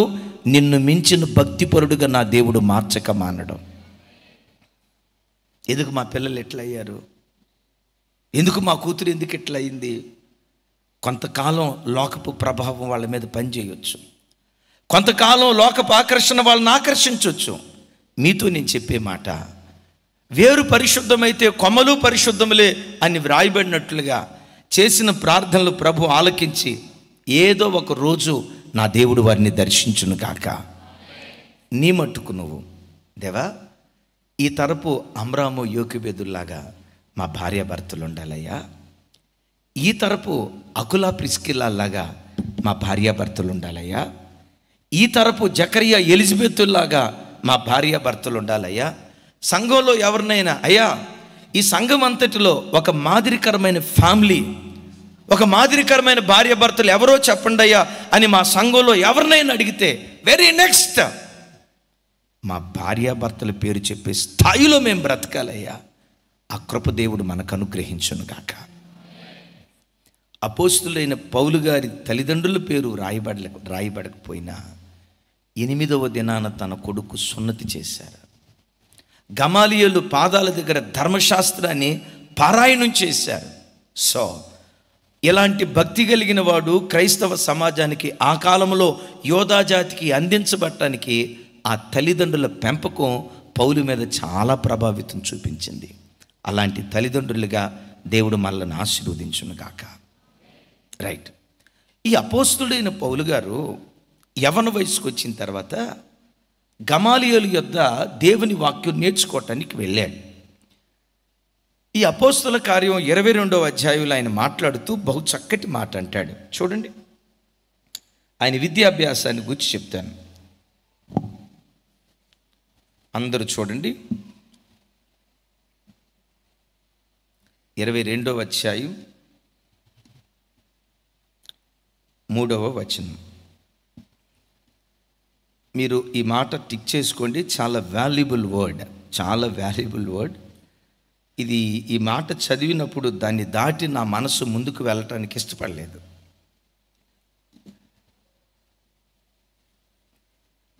నాతో కలిసి చెప్పండి. నేను కిలికియాలోని తార్సులో పుట్టిన యూదుడను. ఇంకొకసారి చెప్పండి, ఎక్కడ పుట్టాడు, పెరిగింది ఎక్కడ, విద్యాభ్యాసం ఎక్కడ, చెప్పాలి విద్యాభ్యాసం ఎక్కడ, యెరూషలేములో. రైట్. అయితే ఈ పట్టణములో గమాలియేలు పాదముల యొద్ద పెరిగి మన పితరుల ధర్మశాస్త్ర సంబంధమగు నిష్ఠయందు శిక్షితుడనై ఏమై రైట్. అపోస్తులైన పౌలు గారు తను తాను పరిచయం చేసుకునేటప్పుడు, అమ్మ నా వైపు చూడండి, గమాలియేలు యొద్ద ధర్మశాస్త్రాన్ని నేర్చుకున్నాను అని అంటే బాగుండేది. నాకు ధర్మశాస్త్రాన్ని బోధించిన గురువు గారు గమాలియేలు అని అంటే బాగుండేది. పౌలు గారు ఇక్కడ తన గురువు గారిని గురించి పరిచయం చేసేటప్పుడు ఏమంటాడో తెలుసా? గమాలియేలు పాదముల యొద్ద నేను పెరిగి తిని అంటాడు. ఎక్కడ పెరిగాడంట? గమాలియేలు యొద్ద ధర్మశాస్త్రాన్ని నేర్చుకున్నాను అంటే బాగుండేది. గమాలియేలు నాకు ధర్మశాస్త్రాన్ని పారాయణం చేయించాడు అని అంటే బాగుండేది. అపోస్తులైన పౌలు గారు ఎక్కడండి ఈ అధ్యాయం అంటే 22వ అధ్యాయం రాసేటప్పటికీ 3 సువార్త దండయాత్రలు చేశాడు. 2 ఖండాలలో తాను అడుగుపెట్టి వాక్యాన్ని ప్రకటించాడు. కోట్ల కొలది ప్రజలను ప్రభు తట్టు త్రిప్పాడు. అనేక మంది దైవ సేవకులను తయారు చేశాడు. ఓ రకంగా చెప్పాలంటే ఈ 22వ అధ్యాయంలో ఉన్న పౌలు గారు ఎవరయ్య అంటే ఇంటర్నేషనల్ స్పీకర్. కొన్ని కోట్ల మందిని ప్రభు తట్టు త్రిప్పిన ఓ గొప్ప సేవకుడు. అంత గొప్ప సేవకుడు అయిన తర్వాత కూడా ఏం మాట్లాడుతున్నాడో తెలుసా? గమాలియేలు పాదముల యొద్ద నేను ధర్మశాస్త్రాన్ని నేర్చుకున్నాను అంటాడు. అంటే ప్రభు బిడ్డలారా, అపోస్తులైన పౌలు గారు ఆయన చేసిన ఎవరి పాదాల దగ్గర ఆయన పెరిగాడు అంటే గమాలియేలు పాదాల దగ్గర పెరిగాడు. అంటే పాదాల దగ్గర పెరగటం అంటే ఒట్టి వాక్యం నేర్చుకోవటమే కాదు, ఒట్టి ప్రార్థన నేర్చుకోవటమే కాదు, ఆ దైవ సేవకునికి పాద పరిచర్య చేసి ఉంటాడు. ఏం చేసి ఉంటాడు? ఆ దైవ సేవకుడి పాదాల దగ్గర నేను పెరిగాను. అసలు ఆ మాట చూడండి, ఎంత దీనత్వం కలిగిన వాడో. ఎంత గొప్ప సేవకుడైనా తన మూలాలు తాను మర్చిపోలేదు. తనకు ధర్మశాస్త్రాన్ని నేర్పిన గురువును మర్చిపోకుండా తనను తాను పరిచయం చేసుకునేటప్పుడు గమాలియేలు పాదాల దగ్గర నేను పెరిగాను. గమాలియేలు యొద్ద అపోస్తులైన పౌలు గారు వాక్యం నేర్చుకోవటమే కాదు, బాగా వినండి, ప్రార్థన నేర్చుకోవటమే కాదు, వాక్యం ప్రకటించడం నేర్చుకోవటమే కాదు, ఆ వాక్యాన్ని నేర్పిన దైవ సేవకుడికి పాద పరిచర్య చేశాడు. బిడ్డలారా, ఏ సేవకుడు సేవకు రావాలన్నా, నా వైపు చూడండి, ఏ సేవకుడు సేవకు రావాలన్నా నాకు బైబిల్ చదవటం వచ్చు, నాకు వాక్యం చెప్పటం వచ్చు, నాకు పాటలు పాడటం కూడా వచ్చు, కాబట్టి నేను ఒక చోట సంఘం పెడతాను అని చెప్పి ఏ సేవకుడు రాత్రికి రాత్రి పుట్టుకు రాకూడదు. సేవ చేయాలని తీర్మానం చేసుకున్న ప్రతి సేవకుడు ఒక గురువు గారిని రాజగురువుగా కలిగి ఆ రాజగురువు దగ్గర శిష్యత్వం చేసేవాడిగా ఉండాలి. ఆమేన్. ఒక రాజగురువు దగ్గర శిష్యత్వం ఎలా చేయాలి? అవసరమైతే ఆ రాజగురువుకి పాద పరిచర్య చేసేవాడిగా ఉండాలి. దేవుని కృప చెప్తాను, నా వైపు చూడండి. కారణం తెలీదు. అపోస్తులైన పౌలు గారు అంటాడు కదా, నేను సేవకుణ్ణయ్యాను అన్న సంగతి సేవకుణ్ణి అయిన తర్వాత నాకు తెలిసింది. జార్జ్ అన్న సేవకుడు అవుతాడు అన్న సంగతి సేవకుడు అయిన తర్వాత మీకు తెలిసింది. జార్జ్ అన్న సేవకుడు అవుతాడని దేవుడు ఎప్పుడు ఎరిగాడో తెలుసా? తల్లి గర్భంలో ఉన్నప్పుడే దేవుడు ఎరిగాడు. జ్యోతక్క సేవకురాలు అవుతాదని సేవకు వచ్చిన తర్వాత వాళ్ళ నాన్న ఎరిగాడు, కానీ ఆవిడ దైవజనురాలు అవుతారని తల్లి గర్భంలో ఉన్నప్పుడే దేవుడు ప్రత్యేకించుకొని ఈ బిడ్డ నా పాత సేవ చేయాలి. Praise the Lord. నా జీవితంలో కూడా కొన్ని ఘట్టలు మీకు గుర్తుకు తెస్తా. అప్పుడు నేను 9వ తరగతి చదివే రోజులు అత్తలూరు అనే చోట మా తండ్రి గారు చిన్న ఉద్యోగం చేసేవాళ్ళు. దాని ప్రక్కనే 75 తాళ్ళూరు అని ఒక ఊరు ఉంది. ఆ ఊరిలో ఒక చర్చి డెడికేషన్కి దైవజనులు ఏసన్న గారు వస్తున్నారు అని తెలిసింది. కుటుంబం అంతా కలిసి, అలాగే అత్తలూరు స్థానిక సంఘానికి చెందిన ఒక 50-60 మందిని అత్తలూరు నుంచి తాళ్ళూరులో జరిగే ఆ చర్చి డెడికేషన్ కార్యక్రమానికి వెళ్ళాం. మా నాన్నగారు ఏసన్న గారికి కొంచెం పరిచయమే. మా నాన్నగారిని ఏసన్న గారు బాగా ఎరుగుదురు. ప్రార్థన అంతా అయిపోయిన తర్వాత మా తండ్రి గారు ఆయనకు పుట్టిన పిల్లలు మమ్మల్ని అందరినీ పరిచయం చేస్తున్నాడు. వీడు మా పెద్ద కొడుకయ్యా, మా పెద్ద కూతురయ్యా, మా చిన్న కూతురయ్యా, మా చిన్న కొడుకయ్యా అని చెప్తూ ఉంటే దూరం నుంచి అన్న ఇట్లా వందనాలు చెప్తున్నాడు. ఇక నా దగ్గరకు వచ్చింది. నేను మహా బిడియస్తుని. నా దగ్గరకు వచ్చేసరికి అయ్యా వీడు మా రెండో కొడుకయ్యా అన్నాడు. నేను కాస్త దూరంగానే ఇట్లా ఉండి అన్నవైపు ఇట్లా చేతులెత్తి వందనాలు చెప్పాను. ఏం జరిగిందో నాకు తెలియదు. ఆ దైవ సేవకుడు నన్ను దగ్గరికి లాక్కొని గుండెల మీద పెట్టుకొని నా తల మీద చేయించి ప్రార్థన చేశాడు. మా నాన్న అక్కడుండి చూస్తూ ఉన్నాడు. పెద్దోడిని చూపించా, తీసుకోవాలా చిన్నోడిని చూపించా, తీసుకోలా. మూడోవాడిని చూపించా, తీసుకోలా. పెద్ద అమ్మాయిని చూపించా, చిన్న అమ్మాయిని చూపించా, తీసుకోలా. మా నాన్న అప్పుడు అర్థం కాక ఈ బిడ్డనే ఎందుకు తీసుకున్నాడు ఆ రోజు ఆయనకు అర్థం కాల. ఈరోజు ఏమంటాడంటే, నిన్ను అందుకు తీసుకున్నాడు రా ఆ రోజు. ఎందుకు? బాప్తిస్మం ఇచ్చి యోహాను తల్లి గర్భంలో ఉన్నప్పుడు, మరియ తల్లి గర్భంలో యేసయ్య ఉన్నారు కదా, మరియ తల్లి రావటంతో గర్భంలో ఉన్న శిశువు గంతులేసాడు కదా. ఆ గొప్ప దైవ సేవకుడు ఒకవేళ ఆయన ఆత్మలో దేవుడు మాట్లాడాడేమో, వీడు రాగల కాలంలో మీ జాబితాలో చేర్చబోతున్నాడు, వీడు కూడా యాజక సంతతిగా మార్చబడబోతున్నాడు, వీడు కూడా దైవ సేవకుడిగా మార్చబడబోతున్నాడని ఆత్మలో ఆయన గ్రహించాడేమో నాకు తెలియదు, కానీ దగ్గరికి తీసుకొని ప్రార్థన చేశాం. ఆయన చూస్తా పెరుగుతూ వచ్చాం. ఒక రకంగా ఆ కాలంలో సేవలో హీరో ఎవరు అంటే, హీరో అంటే ఆ హీరో కాదు, సేవకుల్లో హీరో ఎవరంటే ఆ గొప్ప సేవకుడు ఆ రోజుల్లో.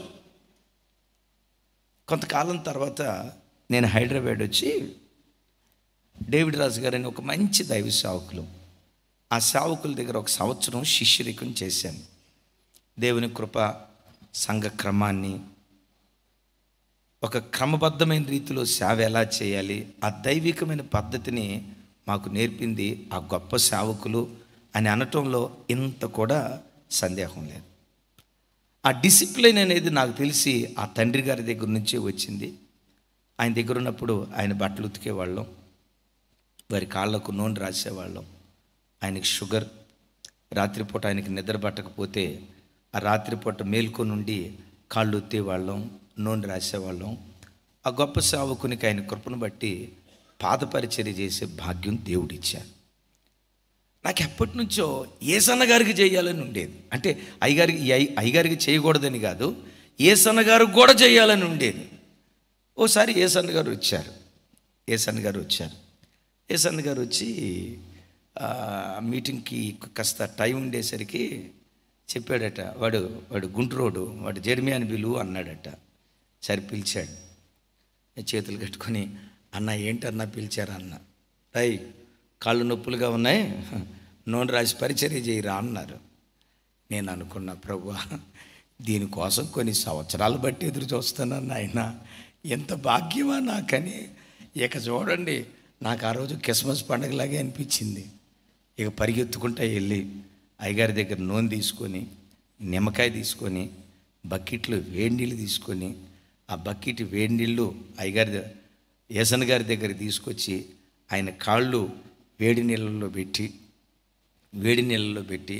ఆ వేడి నీళ్ళతో మర్దన చేసి నూనె రాసి మరలా వేడి నీళ్ళలో పెట్టి రుద్దుతూ ఉంటే అర్ధగంట అయినా ఇక సాలురా అంటలా. వాళ్ళు ఎట్లాంటి వాళ్ళు తెలుసా, వీడు ఎంతవరకు చేస్తాడో చూద్దాం.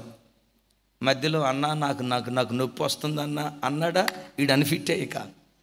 వాళ్ళ ఎస్టిమేషన్లు చాలా వేరుగా ఉంటాయి, వాళ్ళ పద్ధతులు, వాళ్ళ లెక్కలు, వాళ్ళ విధానాలు. వాళ్ళు ఎట్లా ఉంటారంటే, ఆ పెద్ద ఆయనకి కలవటానికి ఎవరైనా వచ్చారనుకోండి, అయ్యగారు ఎవరితోనన్నా మాట్లాడుతున్నారనుకోండి, ఆయన వచ్చిన సంగతి ఈయనకి తెలుసు. ఈయన మామూలుడు కాదు అసలు, వచ్చిన సంగతి తెలుసు. చూస్తాడు కానీ చూడనట్టుంటాడు, మాట్లాడుతూ ఉంటాడు. వచ్చినోడు నన్ను పిలుస్తాడేమోనని లోపలికి రావాలని చూస్తూ ఉంటే చూస్తాడు కానీ చూడనట్టుంటాడు. గంటసేపు ఉంటాడా పోతాడా, 2 గంటలు ఉంటాడా పోతాడా, 3 గంటలు. ఆ 3 గంటల తర్వాత తలకాయ పైకెత్తి, ఎవరక్కడా కనపట్ల, ఎవరక్కడా అంటాడు. అన్నా నేనన్నా, ఎంతసేపు అవుతుందో వచ్చి, ఇప్పుడే వచ్చావా? ఇప్పుడు కాదన్నా 3 గంటల. మరి 3 గంటల సేపు నువ్వు ఎందుకు నిలబడ్డావు? వచ్చానని చెప్పకూడదా? అన్నీ తెలుసు. ఈ పాదపరిచర్య అనేసరికి నా జీవితంలో ఉన్న 3 ఘట్టాలు దేవుడు గుర్తుకు తెచ్చాడు. ఆ దైవ సేవకుడి కాళ్ళకి దేవుని కృప నూనె రాసి వేడి నీళ్ళలో ఆయన పాదాలు కడిగి ప్రపంచమంతా తిరిగి సువార్త ప్రకటించిన ఆ సుందరమైన పాదాలకు పరిచర్య చేసే భాగ్యం దేవుడిచ్చాడు. బిడ్డలారా, అట్లా పరిచర్య చేయటం బానిసత్వం కాదు, అది భాగ్యం. అట్లా పరిచర్య చేయటం బానిసత్వం కాదు, భాగ్యం భాగ్యం భాగ్యం. ఆ తర్వాత పక్షిరాజు దేవుడు తన గూటిని రేపినట్లుగా తన చిత్తానుసారంగా తన ఉద్దేశ ప్రకారంగా దేవుడు ఈ ప్రాంతాలకు తీసుకొచ్చిన తర్వాత సేవలో మేము నేర్చుకున్నది ఏంటంటే ప్రతి సేవకుడు ఒక రాజగురువును కలిగి ఉండాలి. ఆమేన్ ఆమేన్. యెహోషువ మోషేను కలిగి ఉన్నట్లు, ఎలీషా ఏలియాని కలిగి ఉన్నట్లు, తిమోతి పౌలు గారిని కలిగి ఉన్నట్లు ప్రతి సేవకుడు ఒక రాజగురువును కలిగి ఉండాలి. ఆ సేవకుడి చేతిలో పెరగాలి. ఇది నేర్చుకున్నటువంటి క్రమం. ఎందుకు ఈ మాట చెప్తున్నానంటే ఇట్లా పరిచర్యలో దీనమైన పనులు చేస్తూ ఒక సేవకుడు సేవలో నలిగితే వాడిని ఆకాశమంత ఎత్తుకు దేవుడు లేవనెత్తిన దీనుడిగానే బ్రతుకుతాడు. ఆమేన్ చెప్పండి. ఎట్లా బ్రతుకుతాడు? వాడిని ఇంటర్నేషనల్ స్పీకర్ అని చేసిన ఇప్పుడు పౌలు గారు ఏ స్పీకర్ చెప్పండి? గమాలియలు ఎక్కడ వాక్యాన్ని బోధించాడు? అరే రే రే రే రే చెప్ప గమాలియలు ఎక్కడ వాక్యాన్ని బోధించాడు? జస్ట్ ఒక్క యెరూషలేములోనే. తన గురువు గారు పట్టణానికి పరిమితం అయితే శిష్యుడు ప్రపంచానికి పరిమితం అయిపోయాడు. మరలా ఈ మాట వినండి. గురువు గారు ఒక పట్టణానికే పరిమితం అయ్యాడు. ఆ గురువు దగ్గర పాద పరిచర్య చేసిన ఆ దైవ సేవకుడు ప్రపంచానికి ఆశీర్వాద కారణంగా మారిపోయాడు. బిడ్డలారా, మీరు ఎక్కడ ప్రపంచంలో ఏ సేవకుడి దగ్గరికి ఎక్కడైనా ట్రాన్స్ఫర్ అయ్యి వెళ్ళినా రాత్రికి రాత్రి పుట్టుకొచ్చే సేవకుల దగ్గరికి వెళ్ళొద్దు. అసలు ఎక్కడ పెరిగాడు? సుశిక్షితుడా కాదా?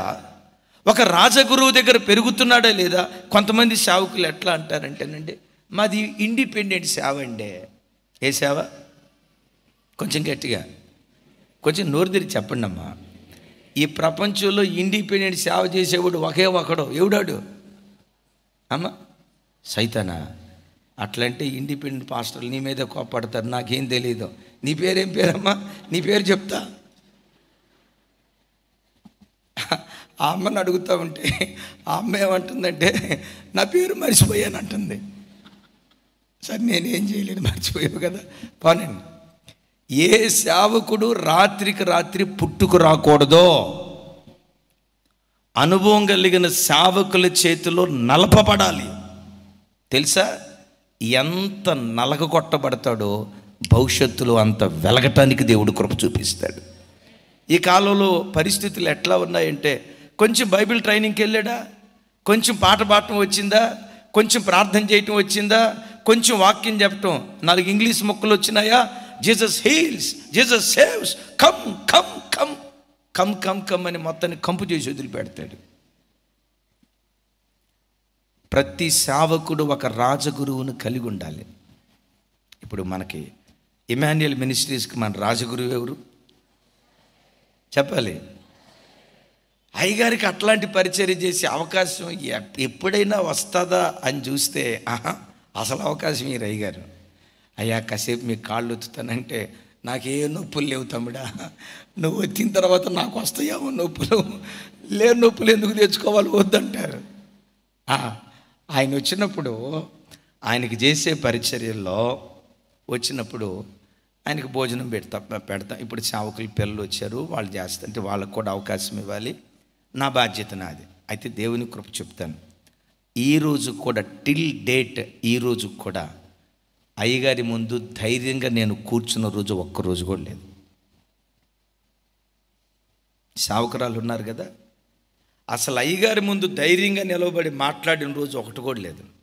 ఎప్పుడు మాట్లాడాలన్నా కట్టిన షాట్న, కట్టిన వైపు ఇటువైపు ఉండి అయ్యగారు అటువైపు ఉంటే అయ్యగారు మాట్లాడుతూ ఉంటే అయ్యగారు అంటారు, కూతురా రామ్మ రా తల్లి అంటే, పర్లేదు అయ్యగారు, పర్లేదు అయ్యగారు, పర్లేదు అయ్యగారు. అయ్యగారు కూర్చొని ఆయన అని అన్నగాని పొర్రపాటున ఈ రోజుకి కూడా నేను వెంటనే కూర్చున్న దాఖలాలు లేవు. ఎప్పుడు కూర్చుంటానో తెలుసా? కూర్చొని ఆయన అంటారు, నేను కూర్చొని అయ్యా అంట. అప్పుడు అయ్యగారు అంటారు, అయితే నేను కూడా నిలవబడతానంటారు. అయితే నేను కూడా నిలవబడతానంటారు. ఇక అప్పుడు ఆగుతాం. అయ్యగారు వచ్చి అక్కడ చెప్పులు వేస్తారు, దుమ్ము పెట్టుంటాయి. నాకు ఇష్టమైన పరిచర్యల్లో నేను దేవుడు నన్ను ఎంత గొప్ప అధికుడిగా చేసిన ఆయన మహిమ కొరకు చేయునుగాక. ఎంత అధికుడిగా చేసినా ఆయన కాళ్ళు ఒత్తటానికి, ఆయన చెప్పులు తొడవటానికి, చెప్పులు ఇడిచిపోతే చెప్పులు తడి బట్టతో శుభ్రంగా అప్పుడు తుడిచి శుభ్రంగా షైనింగ్ పెట్టి చెప్పులు అక్కడ పెట్టేవాడిని. వెంటనే మీటింగ్కి అయ్యగారు బయలుదేరి వచ్చేటప్పుడు చెప్పులు వేసుకునేటప్పుడు నా చెప్పులే తమ్ముడు అనేవాళ్ళు. ఈ మీయేనయ్యా అంటే ఈ నాయిగాదే మీయేనయ్యా, ఏంటి కొత్తగా ఉన్నాయి? నేను చెప్పేవాడిని కాదు. అయ్యగారు చొక్కా వేసుకునేటప్పుడు అయ్యగారికి చేతులు వణుకుతూ ఉంటాయి కదా, గుండీలు పెట్టుకోలేరు. అసలు ఆయన ఎవరి చేత పరిచర్య చేయించుకోరు. ఇక అది ఆయన ప్రతిష్ట. అసలు పరిచర్య చేయించుకోరు. ఆ షర్ట్ వేసుకొని గుండీలు పెట్టుకునేటప్పుడు ఇట్లా వణుకుతూ ఉంటే నేను పరిగెత్తుకుంటా వెళ్ళి ఎప్పుడైనా గుండీలు పెట్టి నేను పెడతానయ్యా అంటే అయ్యగారు ఇట్లా అన్నప్పుడు గుండీలు పెడతా కదా, ఆయనకు చొక్కా గుండీలు పెట్టేటప్పుడు నా ఛాతీ 50 ఇంచులు పెరిగిద్ది. అందుకని బిడ్డలారా, సావుకురాలను కానీ నన్ను కానీ చూడండి. ఉదయం చెప్పే కదా, 2022 సంవత్సరంలో మాకే దీనత్వం ఉందో అంటే మరలా ఇది వినయ గర్వం అయిపోద్ది. మళ్ళీ ఇది ఎక్కువ చెప్పుకుంటే ఏ గర్వం? ఇంకోసారి చెప్పండి. అంటే విన్నారు ఈ మాట? ఏ గర్వం అంటే వినయంలో కూడా గర్వం. ఏంటో తెలుసా? మీకు తెలుసా, నా అంత వినయం కలిగినోడు లేడు. దీన్ని ఏమంటారంటే వినయ గర్వం అయిపోద్ది. యేసయ్యకి మహిమ కలుగును గాక. ఎప్పుడు అనుభవం కలిగిన సేవకుల దగ్గర పాద పరిచర్య చేస్తూ పెరుగుతూ ఉంటే వాడిని ఆకాశమంతా ఎత్తుకు తీసుకుని వెళ్ళిన దీనుడిగా బ్రతకటానికి ఇష్టపడతాడు. చెప్పమంటారా? యేసయ్యకి ఇష్టమైన గుణాల్లో అతి శ్రేష్టమైన గుణం చెప్పాలి, ప్రార్థన. అమ్మ, యేసయ్యకు బాగా ఇష్టమైన గుణం దీనత్వం. యేసయ్యకు బాగా ఇష్టమైన గుణం దీనత్వం. ఎందుకు? ఆయనే దీనుడు గనుక. ప్రభు అంటాడు కదా, ప్రయాసపడి భారం మోయించిన సమస్త జనులారా నా యొద్దకు రండి, నా కాడిని ఎత్తుకొని నా యొద్ద మీరు పాటలు నేర్చుకోండి, ప్రసంగం నేర్చుకోండి, ప్రార్థన నేర్చుకోండి, వాక్యం నేర్చుకోండి అని అన్నాడా? ఇది అనలా. ఏమన్నాడు తెలుసా? నా యొద్దకు వచ్చి నా కాడిని ఎత్తుకొని నా సాత్వికాన్ని నా దేన మనస్సును మీరు నేర్చుకోండి అంటాడు. హల్లెలూయా. అనుభవం కలిగిన సేవకుల దగ్గర ఒక సేవకుడు నలపబడితే దేవుడు వాడిని ఏ స్థాయికి తీసుకొని వెళ్ళినా దీనుడిగా బ్రతుకుతాడు. ఇప్పుడు చూడండి, ప్రపంచమంతటికి వాక్యం అందించిన పౌలు తనను తాను పరిచయం చేసుకునేటప్పుడు ఏమని మాట్లాడతాడు? గమాలియేలు పాదముల యొద్ద పౌలా ఎంత దీనత్వమేంటి? ఆ పరిచర్యలో నలిపి మాకు దీనత్వాన్ని నేర్పారయ్యా. మేమేదో దీనులు అని చెప్పడానికి నేను ఈ మాట చెప్పట్లేదు, కానీ ఆ సేవకుల దగ్గర నలపబట్టాన్ని బట్టి ఎలాంటి దీనత్వం వచ్చిందో చెప్తా. ఎక్కడైనా మీటింగ్కి వెళ్తే పాస్టర్ గారిని సన్మానించాలి అని శాలువ కప్పుతారు. నాకు తెలిసి 20 సంవత్సరాల సేవలో ఎక్కడ నేను శాలువ కప్పుకున్నట్లుగా నాకు తెలియదు. ఎందుకు అంటే, ఓ ఘనమైన పరిచర్య ఒకవేళ మేం చేశాము అని అంటే చేసింది మేం కాదు, మాకు తోడయ్యున్న కృపే ఈ పరిచర్య చేసింది. ఇప్పుడు శాలువ ఎవరికి కప్పాలా? కృపకు కప్పాలా? కనపడదుగా కృప. ఇప్పుడు శాలువ ఎవరికి కప్పాలా? ఎవరైనా పొగడబోతా ఉన్నా, శాలువ కప్పబోతా ఉన్నా, సన్మానించబోతా ఉన్నా, బిడ్డలారా చెప్తాను, కాళ్ళు చేతులు గడగడ వణుకుతాయి. నేను అబద్ధమాడుటలేదు, లైవ్ వెళ్తుంది. మొన్న రాయగడ వెళ్ళాం కదా, ఒరిస్సా. మేము రైల్వే స్టేషన్ కాడ మేము దిగటంతో దరిదాపుగా ఒక 10-12 మంది పాస్టర్ గారులు మమ్మల్ని ఎదుర్కోవటానికి రైల్వే స్టేషన్ దగ్గరకు వచ్చారు.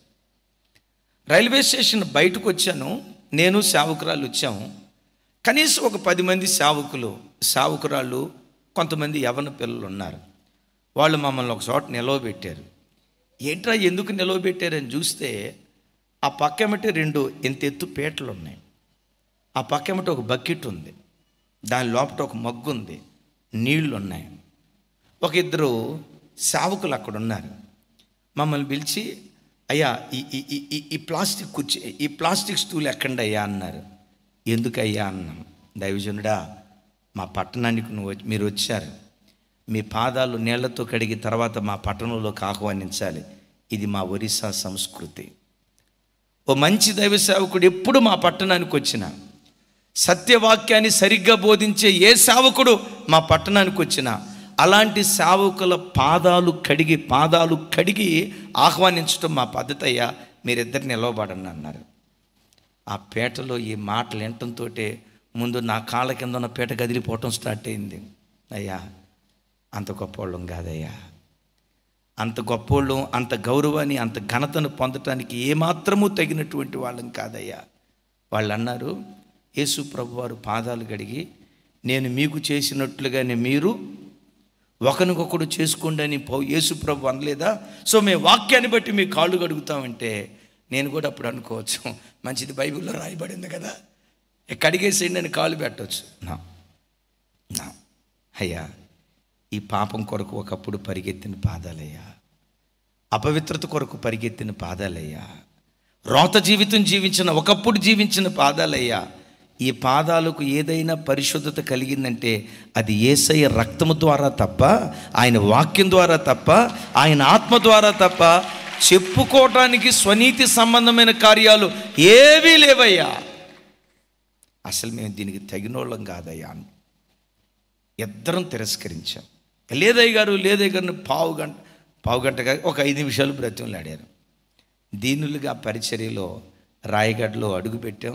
దేవుని కృప, విజయవాడలో ఎలాంటి ఉద్యమాన్ని దేవుడు పుట్టించాడో ఒరిస్సా రాష్ట్రంలో రాయగఢలో కూడా అలాంటి ఉద్యమాన్ని దేవుడు పుట్టించాడు.